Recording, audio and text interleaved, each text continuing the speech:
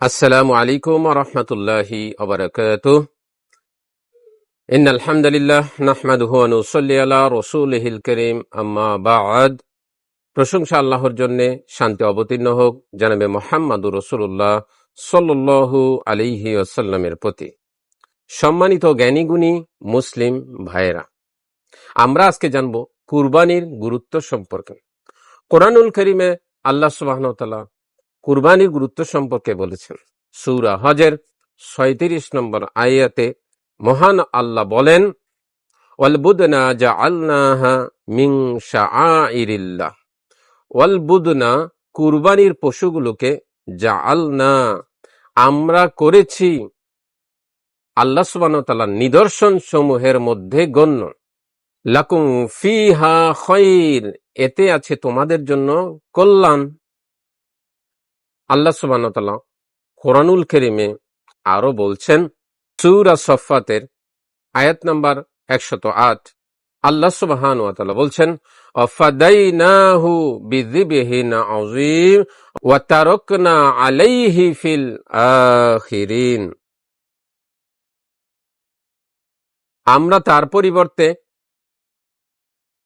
অর্থাৎ ইসমাইলের পরিবর্তে সেখানে দিলাম একটি মহান কুরবানি। সুবহানাল্লাহ। অতারকনা আলাইহি ফিল আখিরিন, এবং এই প্রথাটিকে পরবর্তীদের জন্য আমি পছন্দ করলাম, পরবর্তীদের জন্য এটা রেখে দিলাম। কোরআনুল কারীমের সূরাতুল কাউসারের ২ নম্বর আয়াতে আল্লাহ সুবহানাহু ওয়া তাআলা বলছেন, ফাসল্লি লি রাব্বিকা ওয়ানহার, আপনি আপনার রবের উদ্দেশ্যে সালাত আদায় করুন এবং তার উদ্দেশ্যেই কুরবানি করুন। নবী সাল্লাল্লাহু আলাইহি ওয়াসাল্লামকে আল্লাহ সুবহানাহু ওয়া তাআলা আদেশ করলেন, তুমি তোমার রবের উদ্দেশ্যে পশু কুরবানি করো। কখন বললেন? যখন কাফেররা, এমন একটি সমাজ তৈরি হয়েছিল, কাফেররা তারা পশু যখন জবেহ করত, তারা তাদের মূর্তিগুলোর সামনেই পশু জবেহ করত এবং সেই পশুর রক্ত কাবা ঘরে মেখে দিত, সেই পশুর গোশত তারা খেত না। এভাবে তারা পশু কুরবানি দিত। মহান আল্লাহ সুবহানাহু ওয়া তাআলা এই নিয়মকে পরিবর্তন করার জন্যে, আল্লাহ সুবহানাহু ওয়া তাআলার একত্ব প্রকাশের জন্যে মহান আল্লাহ নবী সাল্লাল্লাহু আলাইহি ওয়াসাল্লামকে বললেন, তুমি তোমার রবের উদ্দেশ্যেই পশু কুরবানি করো। ইবনে মাজার ২৫৩২ নম্বর হাদিসে বলা হয়েছে, মান কানা লাহু সাআতান ওয়া লাম ইউদহি ফালা ইয়াকরিবান্না মুসাল্লানা।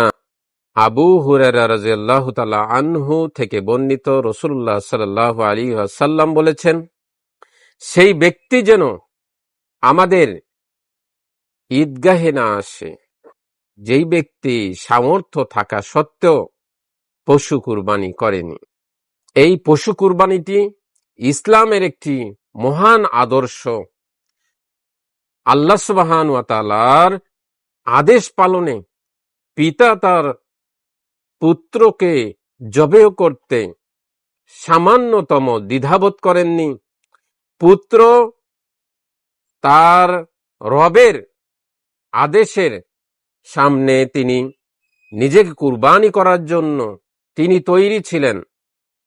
ইসমাইল আলাইহিসসালাম, সুবহানাল্লাহ। এটি হচ্ছে ইসলামের একটি মহান আদর্শ।